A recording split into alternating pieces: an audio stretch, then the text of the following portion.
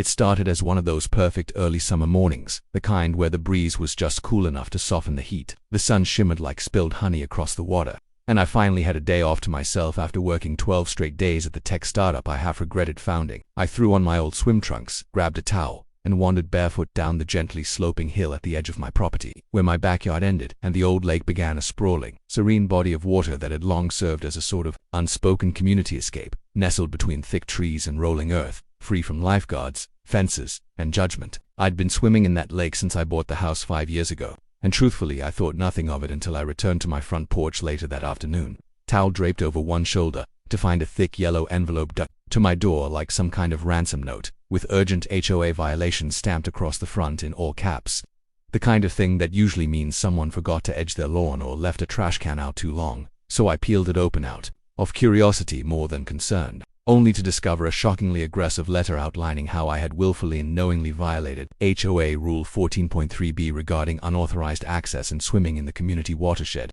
followed by a fine of $1,000 and a demand to appear before the board to discuss the nature of my transgression and continued membership within the community. And I stood there on my porch, dripping lake water onto the planks, rereading the words over and over while trying to figure out what the hell they were talking about. Because not only had no one ever said the lake was off limits, but I had never even seen Rule 14.3b in the binder of community guidelines I was handed when I moved in, which, by the way, was thicker than a Bible and twice as confusing. So I marched down the street to the HOA office, a tan stucco building with a rusting iron gate and an air of passive-aggressive authority, and that's when I met her, Cheryl, the HOA president, a 50-something woman with precisely curled silver hair, a jawline sharpened by years of scowling, and an aura that screamed retired from micromanaging a middle school PTA and needed a new hobby, who sat behind a large oak desk stacked with binders, clipboards, and those little decorative wooden blocks with fake inspirational quotes. And when I explained the situation and asked for clarification, she smiled the kind of smile you only see in cartoons where villains think they've won,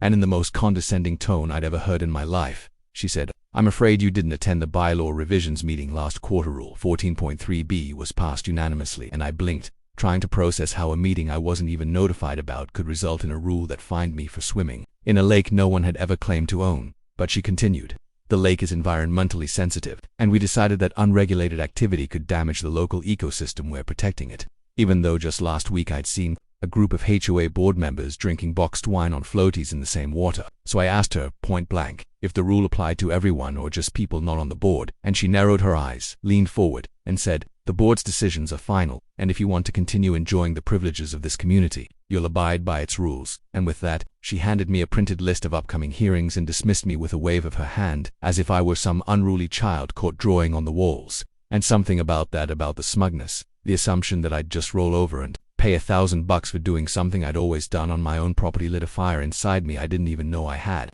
The kind that starts in your chest and burns slow, deep, and patient. So instead of yelling or storming out, I thanked her for her time, left the office, and spent the next 6 hours doing what I do best: researching, digging, investigating, peeling back layers of bureaucratic nonsense until I found the truth buried underneath. And what I discovered shocked me. Not only did the HOA not own the lake, but it wasn't even within the official boundaries of the community map. And according to county records, the lake and the land immediately around it had been privately owned since the 1940s, passed down through 3 generations of a family named Weller, and the current owner, a man named Gene Weller, had retired to Florida 15 years ago and apparently forgot the lake even existed. Because when I called the number listed in the property registry and introduced myself, he said, "You want to buy the lake? Hell, you can have it. Tain't nothing but mosquitoes and algae down there." And when I offered him $20,000 and to cover all closing costs, he said, "Sure, kid, wire it and it's yours." And just like that, after a whirlwind week of paperwork, legal filings, deed transfers,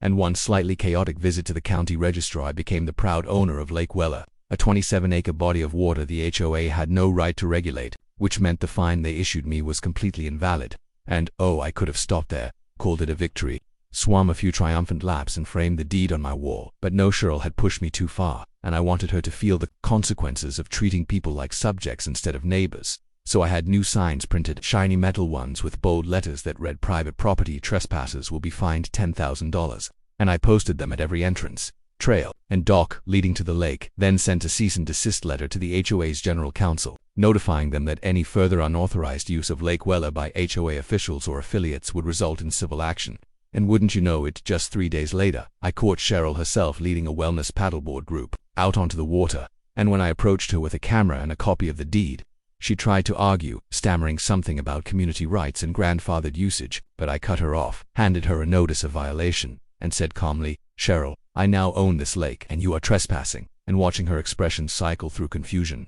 horror, and rage in a matter of seconds was more satisfying than anything I'd experienced in years. But I didn't stop there. I filed a formal report with the county and made sure to include photos, timestamped video, and witness statements, all perfectly legal. And I knew that once the courts confirmed ownership and upheld my rights, I could legally fine the HOA $10,000, which I intended to do in full. Because if they wanted to play by the rules, then I was going to play by them better, harder, and with actual authority. And as I sat on the dock that night, sipping bourbon and listening to the frogs chirp across the Nauman shoreline, I thought about how fast things had changed, how one petty fine had led to this act of escalation, how Cheryl had unwittingly handed me the very motivation I needed to turn the tables, and I realized something even more powerful. It wasn't about revenge, not really. It was about principle, about refusing to let a system run by bitter, bored people ruin what little peace and freedom we had left in our lives. And I knew then that this was just the beginning, because now that I owned the lake, I could change the rules, not just for me, but for everyone they had pushed around over the years, and I was going to do it publicly, proudly, and with receipts. Owning the lake shifted the entire dynamic between me and the HOA, not just symbolically but strategically, because suddenly,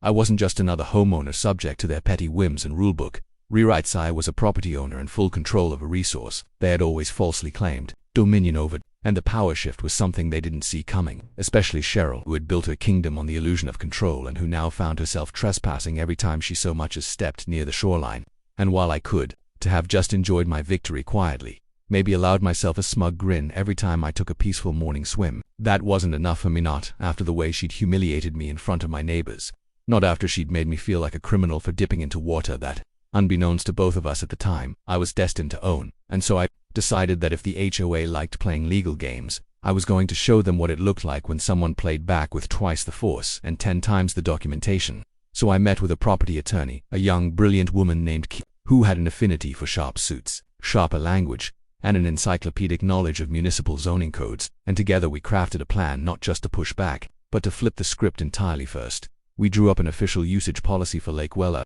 now reclassified as private land with restricted access due to liability risks, and every access point was marked with updated signage indicating that any unauthorized presence on the property would incur a fine of up to $10,000 per incident, based on state trespassing statutes and supported by a precedent we found in a decades-old land dispute case that, ironically, Cheryl herself had once cited during a battle over a rogue basketball hoop in someone's driveway. And then, we sent a formal notice to the HOA's board informing them of the new usage rules, the updated status of the lake, and the fact that their previous fines were not only null but potentially liable for refund plus interest, given that they had issued them without jurisdiction. And we sent copies to every single resident in the community, because transparency, after all, is key to any good governance.